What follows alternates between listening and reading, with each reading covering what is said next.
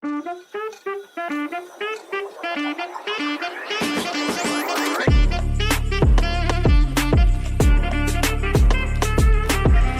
Sobat Politician Academy, bertemu lagi dengan Bunggas Chandra, coach dari Politician Academy.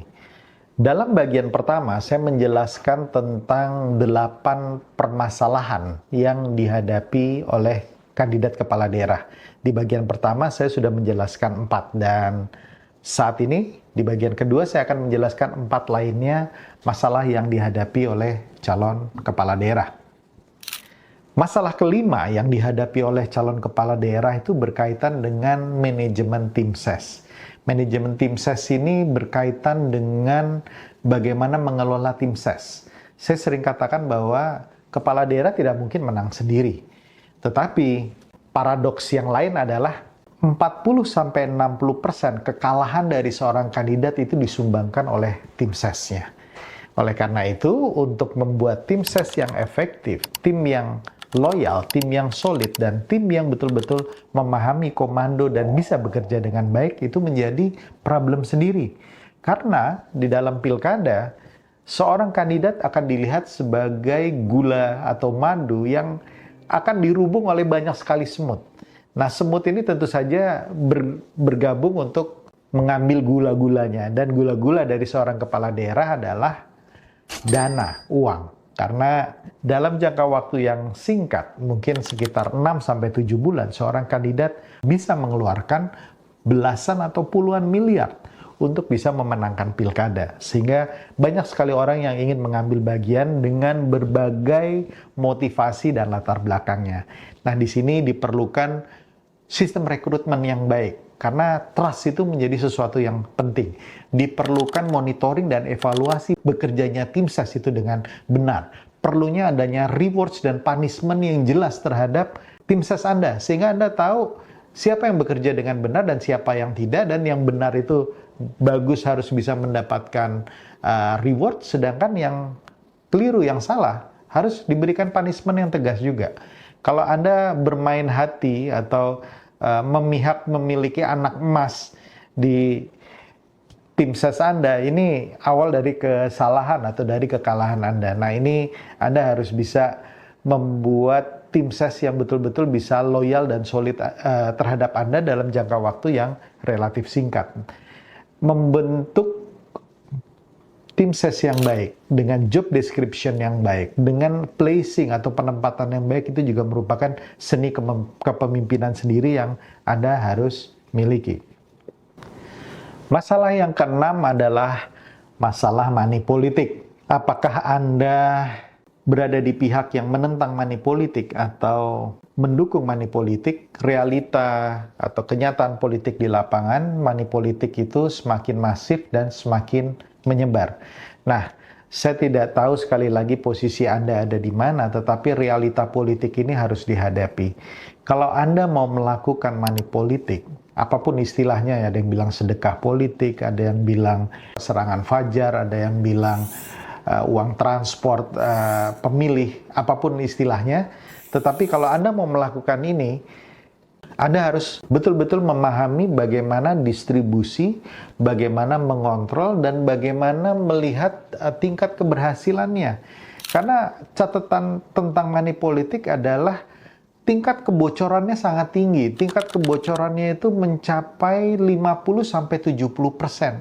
Nah, bagaimana membuat tingkat kebocorannya ini menjadi semakin tipis, atau kalau di bahasa survei itu margin of error-nya semakin kecil, itu adalah tugas besar. Belum kalau misalnya kompetitor Anda mau melakukan money politik dengan jumlah yang sangat besar, di mana Anda tidak bisa mengimbanginya. Kira-kira apa strategi yang efektif untuk melawan money politik atau untuk menjalankan money politik? Ini merupakan sesuatu yang menjadi problem dan harus dipikirkan dan dicarikan solusinya oleh calon kepala daerah.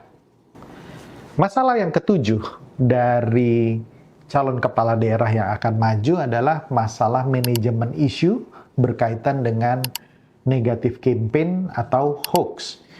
Kita maju bertarung tentu saja ingin melakukan kampanye positif, memperkenalkan diri kita dengan baik, memberikan sosialisasi tentang diri kita dengan baik. Tetapi yang terjadi di lapangan seringkali Anda harus berhadapan dengan isu negatif, kampanye negatif, atau bahkan fitnah atau hoax. Nah, bagaimana cara mengatasinya? Karena jangan pernah menganggap enteng manajemen isu. Begitu Anda menganggap enteng manajemen isu dan menjadi terlalu percaya diri, disitulah awal dari kejatuhan Anda. Manajemen isu yang baik bisa tahu bagaimana cara memproduksi isu-isu positif maupun bagaimana mengantisipasi isu negatif termasuk juga dengan black campaign. Jadi betul tidak semua masalah atau kampanye negatif dan black campaign harus dijawab. Tetapi kalau Anda tidak tahu timing bagaimana mengantisipasi, ini bisa jadi awal kehancuran Anda. Tetapi kalau Anda pintar dan cerdas memainkan isu-isu yang muncul, maka ini bisa menjadi awal dari kemenangan Anda dengan tingkat popularitas dan elektabilitas yang tinggi. Oleh karena itu, bagaimana melakukan manajemen isu ini merupakan bagian kompleks yang Anda dan tim ses Anda harus mainkan. Problem ke-8 yang dihadapi oleh calon kepala daerah ini berkaitan dengan masalah kecurangan. Nah, ini sudah merupakan sesuatu yang harus Anda antisipasi karena jangan berharap bahwa proses pemilu akan lempeng dan berjalan lurus-lurus saja. Selalu ada pihak-pihak lain yang akan mempergunakan segala macam cara untuk membuat mereka menang dan Anda kalah. Ya, jadi Anda tidak boleh menganggap enteng masalah kecurangan. Kecurangan itu bisa dilakukan oleh 3 pihak. Yang pertama oleh birokrasi atau birokrat, ya, ASN. Ini biasanya mereka yang merupakan petahana, biasanya mempunyai alat-alat mesin-mesin birokrasi yang dimanfaatkan untuk pemenangan pilkada. Atau mereka yang merupakan bagian dari dinasti politik, di mana jaringan mereka sudah sedemikian dahsyatnya dan bisa mempersiapkan siapapun penerus dari dinasti politik ini. Nah, ini harus kita awasi karena kenetralan ASN itu merupakan bagian dari undang-undang dan itu ada pasalnya kalau terjadi pelanggaran. Yang kedua, pihak yang kita perlu curigai untuk terjadinya kecurangan adalah para penyelenggara atau oknum-oknum penyelenggara. Apakah itu di KPU maupun di Bawaslu. Nah, ini tidak boleh dianggap enteng karena mereka memegang peranan kunci untuk perhitungan dan rekap suara. Oleh karena itu, mata Anda dan tim Anda harus tajam kepada mereka untuk mengawasi agar kecurangan tidak terjadi. Pihak terakhir yang mungkin melakukan kecurangan adalah para oknum APH atau aparat penegak hukum yang berseragam hijau maupun yang berseragam coklat. Kita udah tahu, Anda udah tahu maksud saya. Mereka juga mempunyai alat-alat untuk bisa mempengaruhi hasil pilkada. Oleh karena itu, 3 pihak ini mesti Anda bisa kontrol dengan baik, mesti Anda bisa monitor terus-menerus, ya, karena 3 pihak ini adalah pihak yang sering dimanfaatkan oleh kompetitor Anda. Dan itu sudah menjadi rahasia umum bahwa oknum-oknum yang tidak benar, yang tidak baik, itu berada juga di dalam tiga pihak tersebut. Di dalam poin ini, Anda harus sudah bisa mengantisipasi bagaimana kalau terjadi kecurangan, pihak-pihak mana yang Anda mesti lakukan partnership atau kolaborasi untuk menghindari terjadinya kecurangan dan lain sebagainya.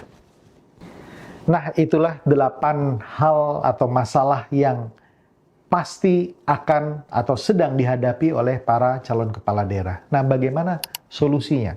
Tentu saja setiap permasalahan ada solusinya masing-masing.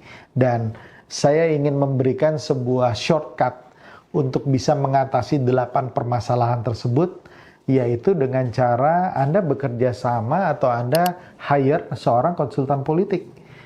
Apakah itu individual atau mereka yang sudah bersifat company atau corporate atau perusahaan. Ya, kenapa konsultan politik? Karena konsultan politik sudah berpengalaman mereka memiliki ilmu, knowledge, mereka memiliki pengalaman dari mereka menghadapi atau mendampingi calon-calon kepala daerah yang pernah mereka hadapi. Tentu saja Anda membutuhkan konsultan politik yang kredibel, yang profesional, yang memiliki track record yang jelas. Ya, karena dengan memiliki konsultan politik yang sudah terbiasa menghadapi 8 masalah tadi, itu tugas dan pekerjaan Anda akan dipermudah.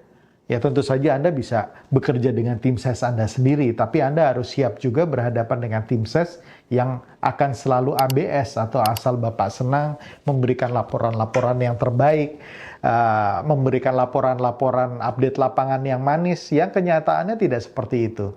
Seorang profesional seperti konsultan politik, mereka akan memberikan langkah terbaik, mereka akan memberikan strategi yang tepat, dengan timing yang tepat, berdasarkan best practice dan pengalaman yang mereka sudah dapatkan. Sehingga sekali lagi, dengan memiliki konsultan politik, maka tugas-tugas Anda akan bisa dipermudah. Dan mempunyai konsultan politik bukan berarti Anda membuang-buang biaya. Karena banyak kejadian ini terutama yang saya alami juga. Dengan saya mendampingi mereka, justru saya bisa menghemat ratusan juta atau bahkan miliaran dengan nasihat-nasihat atau advice yang saya sudah dapatkan berdasarkan pengalaman saya. Nah, ini mungkin yang saya bisa berikan satu solusi dari sekian banyak permasalahan yang Anda akan hadapi. Semoga bermanfaat bagi teman-teman yang akan bertarung dalam Pilkada 2024 dan salam kebangsaan.